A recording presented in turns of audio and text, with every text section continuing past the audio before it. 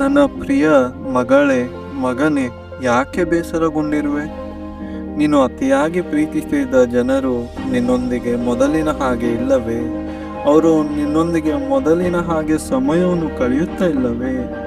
ನಿನಗೆ ಎಲ್ಲವನ್ನು ಕಳೆದುಕೊಂಡ ಹಾಗೆ ಅನಿಸುತ್ತಾ ಇದೆಯೇ? ನೋಡು, ನೀನು ಪ್ರೀತಿಸಿದ ಜನರು ನಿನ್ನೊಂದಿಗೆ ಮೊದಲಿನ ಹಾಗೆ ಇಲ್ಲವೆಂದು ಬೇಸರಗೊಂಡಿರುವೆ.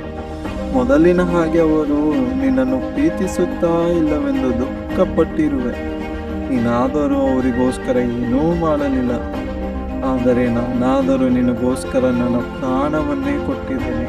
ನೀನು ಯಾಕೆ ನನ್ನೊಂದಿಗೆ ಸಮಯವನ್ನು ಕಳೆಯುತ್ತಾ ಇಲ್ಲ? ಯಾಕೆ ನಿನ್ನಲ್ಲಿ ಮೊದಲಿನ ಹಾಗೆ ನನ್ನ ಮೇಲೆ ಪ್ರೀತಿ ಇಲ್ಲ? ನೀನು ಪ್ರೀತಿಸಿದ ಜನರು, ವ್ಯಕ್ತಿ ನಿನ್ನನ್ನು ದುಃಖಪಡಿಸಿ ನೋವು ಕೊಟ್ಟರು ನಾನು ಹಾಗೆ ಮಾಡುವುದಿಲ್ಲ. ನಾನು ನಿನಗೋಸ್ಕರ ಕಾಯುತ್ತಾ ಇದ್ದೇನೆ. ನನ್ನ ಮಗಳು, ನನ್ನ ಮಗನು ಯಾವಾಗ ನನ್ನ ಕಡೆ ಬಂದು ನನ್ನೊಂದಿಗೆ ಸಮಯವನ್ನು ಕಳೆಯುತ್ತಾರೆಂದು ನಾನು ನೋಡುತ್ತಾ ಇದ್ದೇನೆ. ಮರಳಿ ಬಾ, ನೀನು ಬರುವುದನ್ನು ನಾನು ಕಾಯ್ತಾ ಇದ್ದೇನೆ. ಬಿಡು ಈ ಲೋಕದ ಪ್ರೀತಿ, ಬಿಡು ಜನರಿಗೋಸ್ಕರ ದುಃಖ ಪಡುವುದನ್ನು ಬಿಡು. ಯಾರು ನಿನಗೆ ಏನು ಅಂದರೂ ಅದರ ಬಗ್ಗೆ ನೀನು ಯೋಚನೆ ಮಾಡಬೇಡ.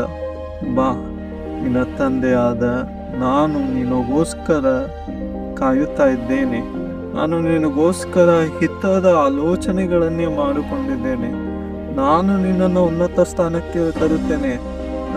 ನಿನ್ನನ್ನು ತುಂಬ ಹೆಚ್ಚಾಗಿ ನನ್ನ ಪ್ರಾಣಕ್ಕಿಂತಲೂ, ನನ್ನ ಸ್ಥಾನ ಮಾನ ಎಲ್ಲಕ್ಕಿಂತಲೂ ನಾನು ನಿನ್ನನ್ನು ಹೆಚ್ಚಾಗಿ ಪ್ರೀತಿಸುತ್ತೇನೆ.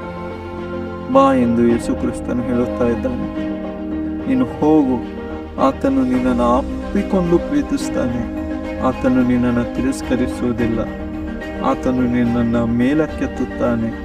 ಆತನು ನಿನ್ನನ್ನು ಉನ್ನತ ಸ್ಥಾನಕ್ಕೆ ತರುತ್ತಾನೆ. ಆತನು ನಿನ್ನನ್ನು ಅತಿಯಾಗಿ ಪ್ರೀತಿಸುತ್ತಾನೆ.